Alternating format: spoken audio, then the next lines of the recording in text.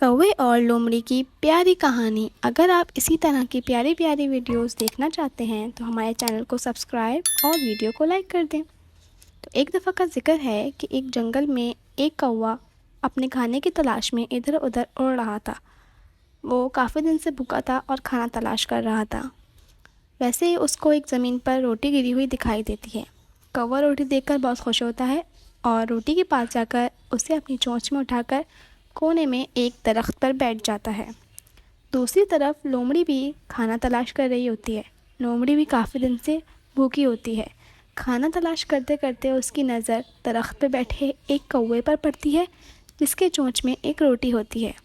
روٹی کو دیکھ کر لومڑی کے منہ میں پانی آ جاتا ہے۔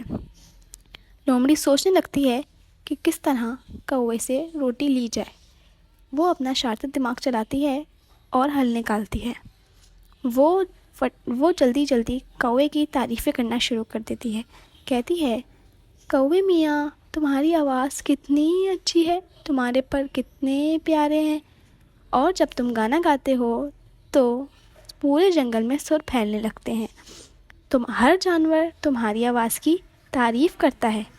مجھے بھی اپنی آواز سناؤ، کیا تم مجھے اپنی آواز نہیں سناؤ گے؟ کوا اپنی تعریف سن کر بہت خوش ہو جاتا ہے اور لومڑی کو کہتا ہے، کیوں نہیں، میں آپ کو اپنی آواز ضرور سناؤں گا۔ جیسے ہی کوا اپنی آواز سنانے کے لیے اپنا منہ کھولتا ہے تو روٹی کا ٹکڑا اس کے منہ سے نیچے گر جاتا ہے۔ لومڑی بہت خوش ہوتی ہے اور بھاگ کر روٹی کا ٹکڑا اٹھا لیتی ہے۔ کوا بیچارہ منہ دیکھتا رہ جاتا ہے۔ لومڑی روٹی کا ٹکڑا اٹھا کر وہاں سے بھاگ جاتی ہے۔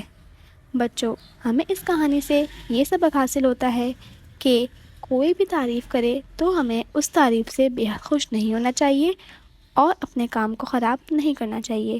اس لیے کہتے ہیں، خوش آمد بری بلا ہے۔